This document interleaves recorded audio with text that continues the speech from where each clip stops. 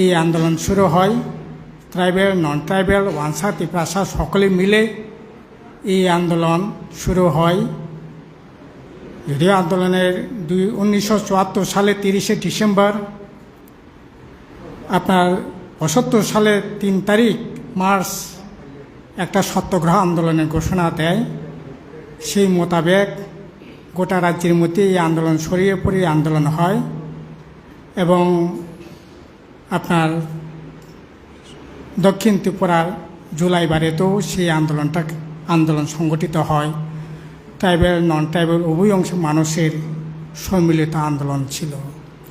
এই আন্দোলনেই সেখানে পুলিশ বিনা প্ররোচনায় কমরেড শহীদ ধনঞ্জয় ত্রিপুরাকে গুলি করে হত্যা করে এবং তার পরবর্তী সময় আমরা সকলেই জানি এই আন্দোলন দুর্বার গতিতে এগিয়ে যায়। গোটা রাজ্যের মধ্যেই এই আন্দোলনে আরও প্রসার ঘটে এবং এটা একটা জিনিস পরিষ্কার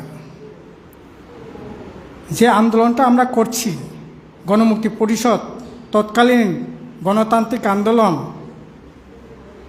এবং বাস্তব অবস্থার নিরিখে আন্দোলনটা শুধু রাজনীতির উদ্দেশ্যেই নয়, প্রকৃতপক্ষে উপজাতিদের সমস্যার সমাধান বা উপজাতিদের সমস্যা নিরসনের জন্যই এই আন্দোলনটা সেদিন সংগঠিত হয়েছিল। এবং আপনারা দেখেছেন এই আন্দোলন যত তেজি হচ্ছে, মানুষ ঐক্যবদ্ধ হচ্ছে, ট্রাইবেল, নন ট্রাইবেল। 1978 সালে বামফ্রন্ট সরকার আসার পর এই 4 দফা দাবি একটি করে সমস্ত দাবি সেখানে পূরণ করে উপজাতিদের স্বার্থ রক্ষা করবার জন্য সেখানে উদ্যোগ গ্রহণ করে।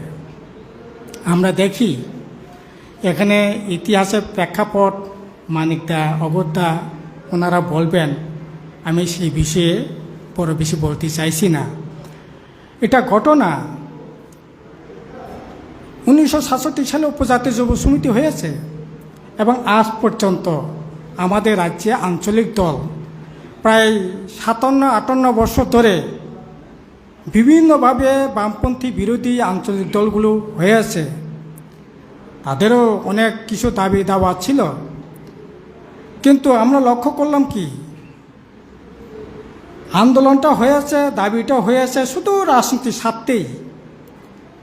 প্রকৃতপক্ষে উপজাতি উন্নয়ন, উপজাতিদের স্বার্থ রক্ষা করবার জন্য উপজাতি যুব সমিতিও বলেন। তার পরবর্তী সময়ে আমরা দেখেছি আপনার 2000 সালে আইপিএফটি, 2018 সালে নতুন করে আবার আইপিএফটি এনসি দেববর্মার নেতৃত্বে এখনও আমরা দেখছি এই যে প্রদ্যোৎ কিশোর দেববর্মার নেতৃত্বে যে ত্রিপুরা মথা দল,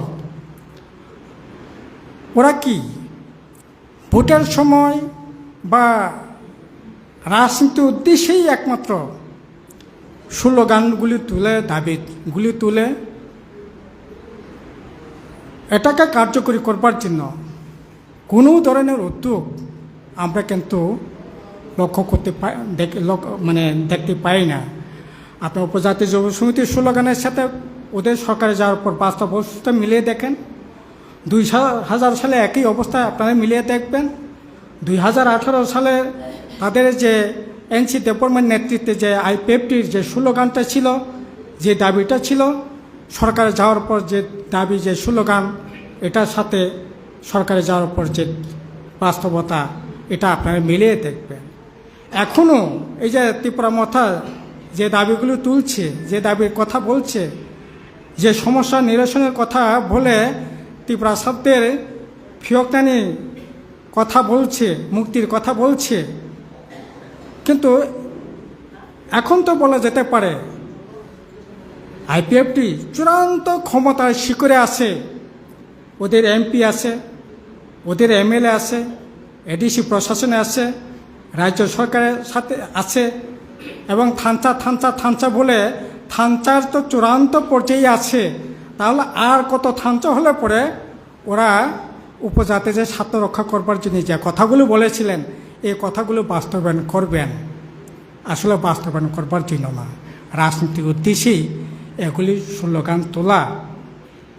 আজকে 3রা মার্চ, গত 2 তারিখ মার্চ 2024 আমরা কি দেখলাম?